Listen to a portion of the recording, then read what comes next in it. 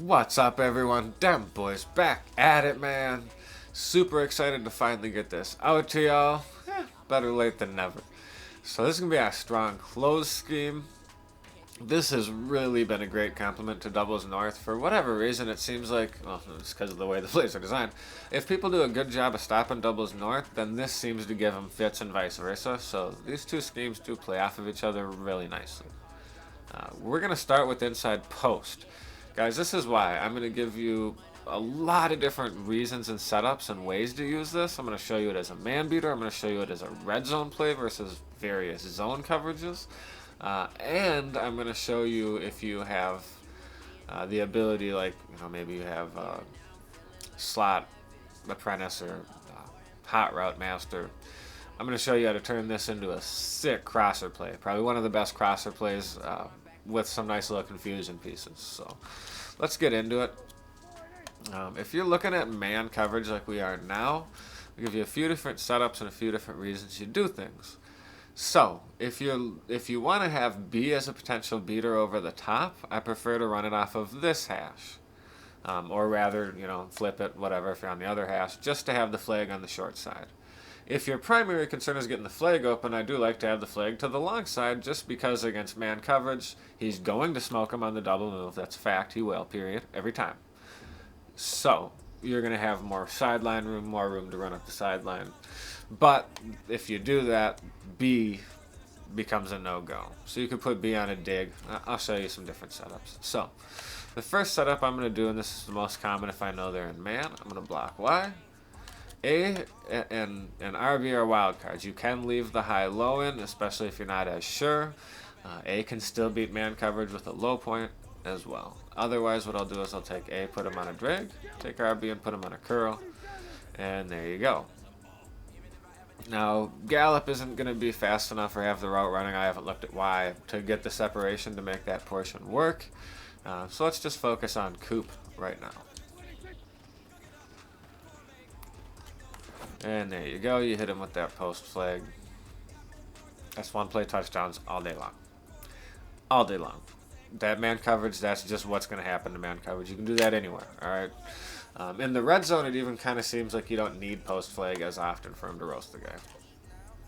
Just noted. So if we're on the other hash, again, obviously you can always flip the play. Or if you just don't want to have B running that deep route for whatever reason, maybe you think they're blitzing the crap out of you, you can take B and put him on an in or a drag. So then maybe I think they're blitzing, that's why I'm doing this. Maybe it looks like this. Or maybe A goes on a drag as well, right? To beat the man coverage. Either one would work.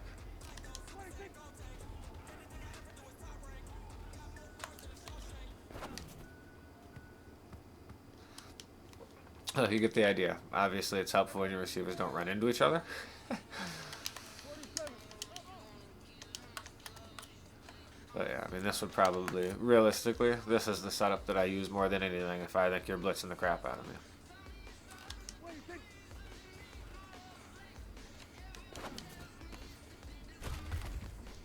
So let's talk about this as a red zone play and show you can utilize it against some different zones down here.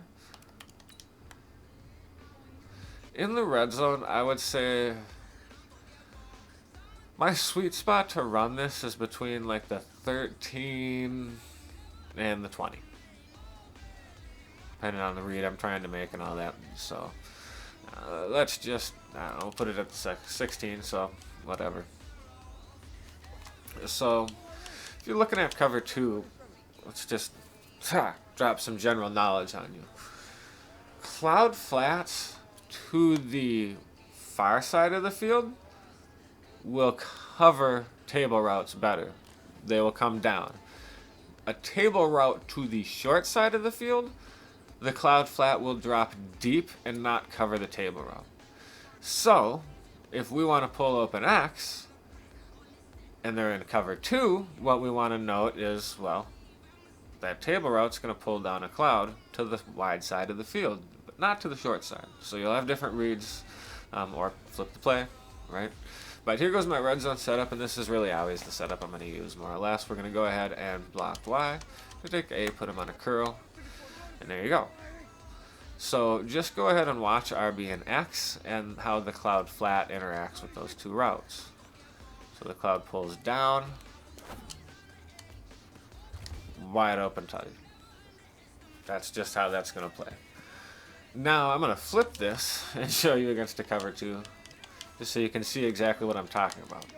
So again, A on a curl, block Y. Now watch how this cloud flat plays. It'll be totally different. Yeah, he's 5 yards deep in the end zone. Alright, now your table route's wide open. Go check out my video on how to put a receiver in their fullback running that table route, right? Because I got cribs doing that with 98 speed, so, let's go. That'll work for me. So that's how it's going to look against cover 2. Now against cover 3, also same thing. Depending on what side of the field you're on, that's what's going to come open. So against a cover 3, since we're not worried about the cloud flat stuff, that's not really what comes into play here.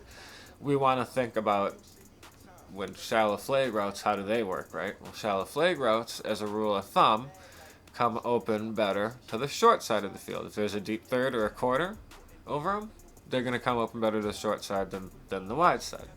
Well, then what does that tell you? If that side is being covered, then B can probably sneak in behind, right? So again, we'll go with our same setup. I do like this read a little bit further back. So, like from where I'm at back to the 20 or so. And what we're going to watch is we're going to watch the single high safety. He's going to go ahead and bite down on A and X.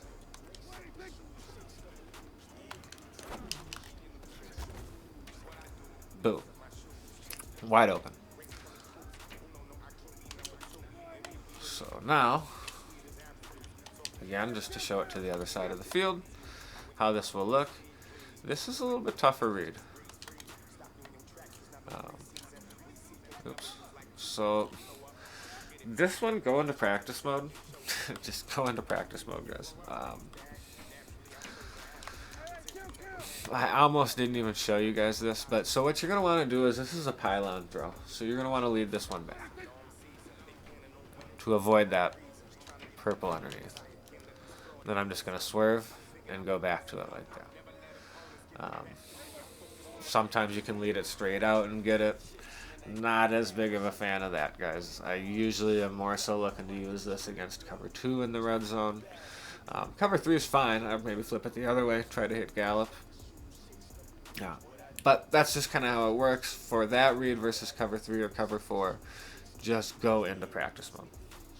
Alright, now I'm going to keep trying to show you. Go into P mode. Now, let's go ahead and take a look at our crosser setups. Obviously can't do that on practice mode, so we're just going to show you some good in-game footage, and I'll go ahead and narrate that.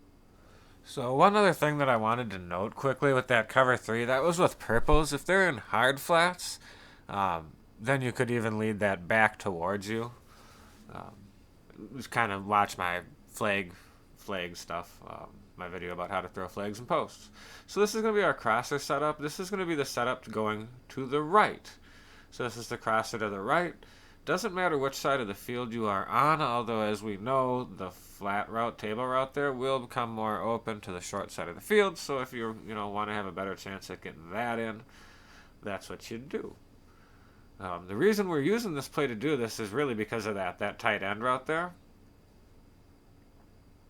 Is just a perfect little way to mix this in. If the user chases the crosser, you can try to hit the tight end.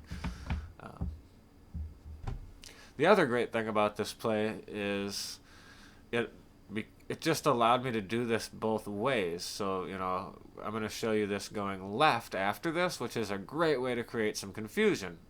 Because all of a sudden they think, oh, if he's doing this crosser again, it's coming to the right. Well, maybe not, right? So here's our other setup. Again, same thing. Doesn't really matter what hash you're on. If the crosser is coming from the far side of the field to the short side of the field, it might get open a touch quicker. You might have a little more room to throw it, like where I am now. So we just create a little high-low, again with a little hitch. So if the user stops on the hitch, you throw one of the two on the high-low, or if the user goes, you can throw the hitch, like so.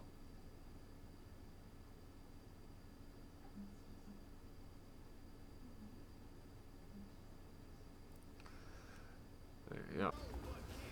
Alright, everyone. So one last thing that I want to mention, because I'm not going to go into the play itself, but PA deep cross is another way within this formation where you can run a crosser. You could set it up similarly. You would have to flip the play to go, from left to right. But I just wanted to note PA deep cross is an option where you can run crossers in this without having any kind of route abilities. Any questions? Feel free to drop them in the comments. As always, like, comment, and most importantly, subscribe. We are right there. I am halfway to my goal, my initial goal of 1,000. And then from there, it's Pinky and the Brain. We're just going to take over the world, man. So appreciate the support. Definitely hit that subscribe. Hit that bell because we're going to have a few more strong close plays coming. And they get in depth like this one. So, them boys, peace.